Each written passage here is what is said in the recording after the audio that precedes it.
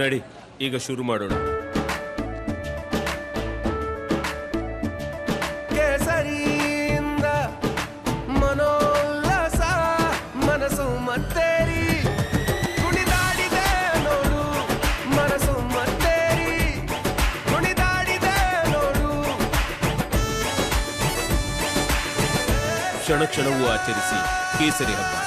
ವಿಮಲ್ ಬಾಯಲ್ಲಿ ಹೇಳಿ ಕೇಸರಿ. ಈ ಕ್ಷಣದ ಬ್ರೇಕಿಂಗ್ ನ್ಯೂಸ್ ಒಂದು ಬರ್ತಾ ಇದೆ. ಸಂಸದ ಪ್ರಜ್ವಲ್ ರೇವಣ್ಣ ಬೆನ್ನಿಗೆ ಬಿದ್ದಿದೆ ಎಸ್ಐಟಿ ತಂಡ.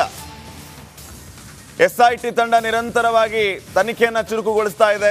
ಈ ಸಂದರ್ಭದಲ್ಲಿ ಹಲವು ಪ್ರಶ್ನೆಗಳು ಕಾಡ್ತಾ ಇರುವಂತದ್ದು, ಹಲವು ಪ್ರಶ್ನೆಗಳಿಂದ ಉತ್ತರ ಪಡೆಯುವಂತಹ ಕೆಲಸ ಆಗ್ತಾ ಇರೋದು. ಒಪ್ಪಿತವಾಗಿ ನಡೆದಿದೆಯಾ ಅಥವಾ ಬಲವಂತವಾಗಿ ನಡೆದಿದೆಯಾ? ಪೆನ್ ಡ್ರೈವ್ ಅನ್ನ ವೀಕ್ಷಿಸಿ ಹಲವರನ್ನ ಎಸ್ಐಟಿ ತಂಡ ಗುರುತಿಸಿದೆ. ಈಗಾಗಲೇ 2 ಪೆನ್ ಡ್ರೈವ್ಗಳನ್ನ ತಂಡ ವೀಕ್ಷಣೆ ಮಾಡಿದೆ. ಇವತ್ತಿನಿಂದಾನೇ ಗುರುತಿಸಿಕೊಂಡವರನ್ನು ಸಂಪರ್ಕ ಮಾಡಿ ಅವರನ್ನು ತನಿಖೆಗೆ ಒಳಪಡಿಸುವಂತಹ ಕೆಲಸಕ್ಕೆ ವಿಶೇಷ ತನಿಖಾ ತಂಡ ಮುಂದಾಗುತ್ತೆ. ಇನ್ನು ಮತ್ತೊಂದು ಕಡೆ ಎಸ್ಐಟಿ ತಂಡ ಎಲ್ಲ ರೀತಿಯ ಮಾಹಿತಿಯನ್ನು ಕಲೆ ಹಾಕುವಂತಹ ಕೆಲಸವನ್ನು ಮಾಡ್ತಾ ಇದೆ. ಆಕ್ಷೇಪಣೆ ಇದ್ದವರನ್ನ, ಆಕ್ಷೇಪಣೆ ಇಲ್ಲದವರನ್ನ ಪ್ರಕರಣದಿಂದ ಆಕ್ಷೇಪಣೆ ಇಲ್ಲದವರನ್ನ ತಂಡ ಕೈ ಬಿಡುತ್ತೆ, ಆಕ್ಷೇಪಣೆ ಇದ್ದವರನ್ನ ವಿಚಾರಣೆಗೆ ಒಳಪಡಿಸುತ್ತೆ. ಸೊ ಈಗಾಗಲೇ ಹಾಸನ SP 2 ಪೆನ್ ಡ್ರೈವ್ಗಳನ್ನು ಹಸ್ತಾಂತರ ಮಾಡಿದ ಹಿನ್ನೆಲೆ ವಿಡಿಯೋಗಳ ಪರಾಮರ್ಶೆ ವಿಶೇಷ ತನಿಖಾ ತಂಡದಿಂದ ಆಗಿದೆ.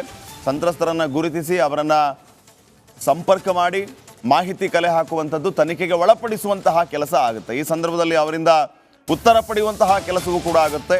ಈ ಪ್ರಜ್ವಲ್ ರೇವಣ್ಣ ಅವರದ್ದು ಎನ್ನಲಾದ ವಿಡಿಯೋ ಪ್ರಕರಣ ಏನಿದೆ, ಆ ಪ್ರಕರಣದಲ್ಲಿ ಭಾಗಿಯಾದಂಥವರು ಇದು ಒಪ್ಪಿತವಾಗಿದ್ದ ಅಥವಾ ಬಲವಂತವಾಗಿದ್ದ, ಆಮಿಷವಡ್ಡಲಾಯಿತಾ ಅಥವಾ ಹೆದರಿಕೆ ಬೆದರಿಕೆ ಹಾಕಲಾಯಿತಾ, ಹೀಗೆ ಹಲವು ಪ್ರಶ್ನೆಗಳಿಗೆ ಉತ್ತರ ಪಡೆಯುವಂತಹ ಕೆಲಸ ವಿಶೇಷ ತನಿಖಾ ತಂಡದಿಂದ ಆಗುತ್ತೆ.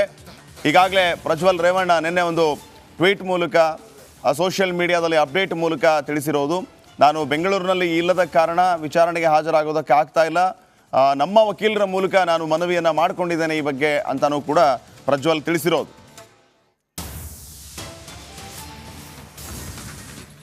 ಈ ಬಗ್ಗೆ ಇನ್ನಷ್ಟು ಮಾಹಿತಿಯನ್ನು ನೀಡ್ತಾರೆ ಪ್ರತಿನಿಧಿ ನಾಗರಾಜ್. ಈಗ ನೇರ ಸಂಪರ್ಕದಲ್ಲಿ ಜಾಯ್ನ್ ಆಗ್ತಾ ಇದ್ದಾರೆ. ನಾಗರಾಜ, ವಿಡಿಯೋ ಪರಾಮರ್ಶೆ ಮಾಡಿ ವಿಡಿಯೋದಲ್ಲಿರುವಂತಹ ಸಂತ್ರಸ್ತರನ್ನ ಭೇಟಿ ಮಾಡಿ ಅವರಿಂದ ಮಾಹಿತಿ ಕಲೆ ಹಾಕುವಂತಹ ಕೆಲಸ, ಇಲ್ಲಿಂದ ಮತ್ತೆ ನೆಕ್ಸ್ಟ್ ಏನು ಪ್ರೊಸೆಸ್ ಇರುತ್ತೆ, ಏನೆಲ್ಲ ಅಪ್ಡೇಟ್ಸ್ ಕೊಡ್ತೀರಿ, ಇದು ಎಷ್ಟರ ಮಟ್ಟಿಗೆ ಮುಳುವಾಗುವ ಚಾನ್ಸಸ್ ಇದೆ ಅಂತ?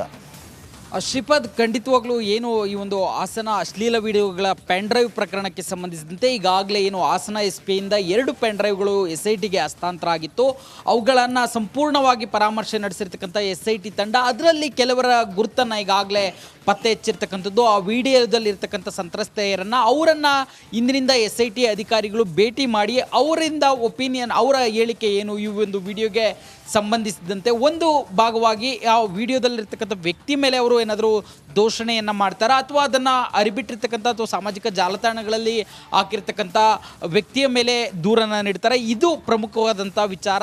ಈ ವಿಚಾರಗಳನ್ನು ಗಮನಿಸಿ SIT ಮುಂದಿನ ಕ್ರಮಕ್ಕೆ ಮುಂದಾಗೋದು. ಒಂದು ವೇಳೆ ಅವರು ವಿಡಿಯೋದಲ್ಲಿ ಬಲವಂತವಾಗಿ ಏನಾದರೂ ಬಳಸ್ಕೊಂಡಿದ್ರೆ ಈಗಾಗಲೇ ಏನು ಸಂಸದ ಪ್ರಜ್ವಲ್ ರೇವಣ್ಣ ವಿಡಿಯೋಗಳು ಅಂತೇಳಿ ಹೇಳಲಾಗ್ತಾ ಇದೆ, ಅವರ ಮೇಲೆ ಕ್ರಮಕ್ಕೆ ಮುಂದಾಗುವಂಥದ್ದು. ಒಂದು ವೇಳೆ ಇಲ್ಲ ಈ ವಿಡಿಯೋಗಳನ್ನು ಬಿಟ್ಟವ್ರ ಮೇಲೆ ನಾವು ದೂರನ್ನು ದಾಖಲಿಸ್ತೀವಿ, ಇದರಿಂದ ಸಾಕಷ್ಟು ಮಾನಹಾನಿ ಆಗಿದೆ ಅಂತೇಳಿ ದೂರನ್ನು ದಾಖಲಿಸಿದ್ರೆ ಈ ವಿಡಿಯೋಗಳನ್ನು ಯಾರು ಸಾಮಾಜಿಕ ಜಾಲತಾಣಗಳೆಲ್ಲ ಹಾಕಿದ್ದಾರೆ ಅವರ ಮೇಲೆ ಕ್ರಮಕ್ಕೆ ಮುಂದಾಗುವಂಥದ್ದು. ಯಾಕಂತಂದರೆ ಎರಡೂ ಸಹ ಏನು ಈ ಒಂದು ಎರಡರ ಮೇಲೂ ಕ್ರಮ ತೆಗೆದುಕೊಳ್ಬೇಕಂದ್ರೆ ಆ ವಿಡಿಯೋದಲ್ಲಿರ್ತಕ್ಕಂಥ ಸಂತ್ರಸ್ತೆಯರು ಯಾವ ಒಂದು ಹೇಳಿಕೆಯನ್ನು ಕೊಡ್ತಾರೆ, ಯಾವುದಕ್ಕೆ ಅವರು ಆಕ್ಷೇಪಣೆ ವ್ಯಕ್ತಪಡಿಸ್ತಾರೆ ಅನ್ನೋದ್ರ ಮೇಲೆ SIT ಕೆಲಸ ನಿರ್ವಹಿಸಬೇಕಾಗಿರುತ್ತೆ ಮತ್ತು ಕ್ರಮವನ್ನು ತೆಗೆದುಕೊಳ್ಬೇಕಾಗಿರುತ್ತೆ. ಈ ನಿಟ್ಟಿನಲ್ಲಿ ಇಂದಿನಿಂದ ಸಂತ್ರಸ್ತೆಯರನ್ನು ಸಂಪರ್ಕಿಸಿ ಒಂದು ಹೇಳಿಕೆಯನ್ನು ದಾಖಲಿಸಿಕೊಳ್ಳುವಂಥ ಒಂದು ಕೆಲಸವನ್ನು SIT ಅಧಿಕಾರಿಗಳು ಮಾಡುವಂಥದ್ದು. Shripad, okay, thank you Nagaraj ಮಾಹಿತಿಗಾಗಿ.